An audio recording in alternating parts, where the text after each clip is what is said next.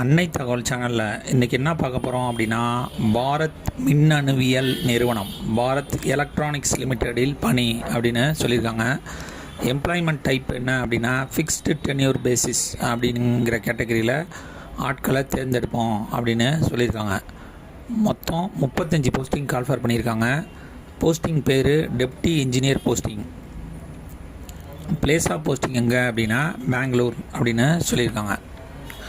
என்னென்ன posting call for பண்ணியிருக்காங்க அப்படின்னா, deputy engineer E2 job code FTech 01 அப்படிங்கிறதுல 28 போஸ்டிங் கால்ஃபர் பண்ணியிருக்காங்க. BE BTech BSc engineering civil engineering முடித்தவங்க இதுக்கு விண்ணப்பிக்கலாம் அப்படின்னு சொல்லியிருக்காங்க. Second deputy engineer E2 job code FTEA 2 4 posting call for பண்ணியிருக்காங்க. BArc முடித்தவங்க இதுக்கு விண்ணப்பிக்கலாம் அப்படின்னு சொல்லியிருக்காங்க. Third deputy engineer E2 job code FTEH 03 3 posting call for பண்ணியிருக்காங்க. MSc ஹார்டிகல்ச்சர் முடித்தவங்க இதுக்கு விண்ணப்பிக்கலாம் அப்படின்னு சொல்லியிருக்காங்க. சேலரி பர் மந்த் எவ்வளோ அப்படின்னா, ஸ்டார்டிங் சேலரி 40,000லேருந்து 1,40,000 வரலும் கொடுப்போம் அப்படின்னு சொல்லியிருக்காங்க. வயது வரம்பு 1/4/2026 அன்னைக்கு அதிகபட்சம் 28 வயசு இருக்கிறவங்க வரலும் இதுக்கு விண்ணப்பிக்கலாம் அப்படின்னு சொல்லியிருக்காங்க.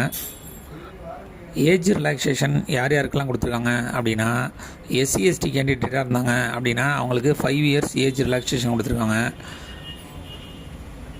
NCL கேண்டிடேட்டாக இருந்தாங்க, அதாவது OBCயில் நான் கிரிமிலேயர் கேண்டிடேட்டாக இருந்தாங்க அப்படின்னா அவங்களுக்கு 3 இயர்ஸ் ஏஜ் ரிலாக்ஸேஷன் கொடுத்துருக்காங்க.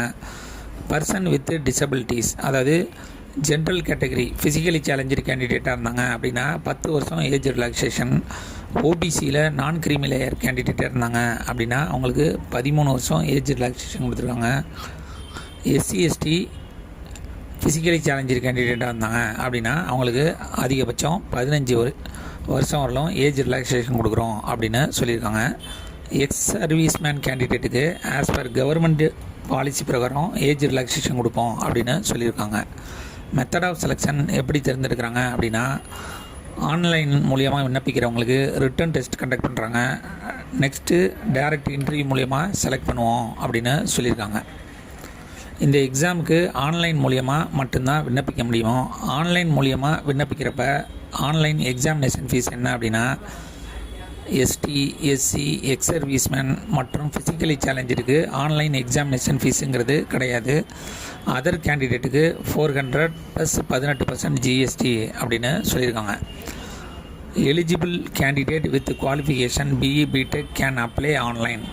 Candidate should note that the primary work location for this post are Bangalore. ஏற்கனவே பெங்களூரில் ஒர்க் பண்ணிகிட்டு இருக்கீங்க அப்படின்னா அந்த ஒர்க்கிங் பிளேஸை மென்ஷன் பண்ணுங்கள் அப்படின்னு சொல்லியிருக்காங்க.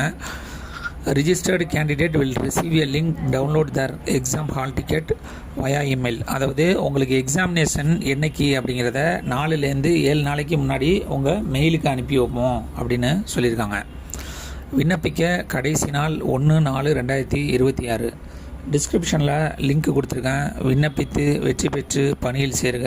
நன்றி, வணக்கம்.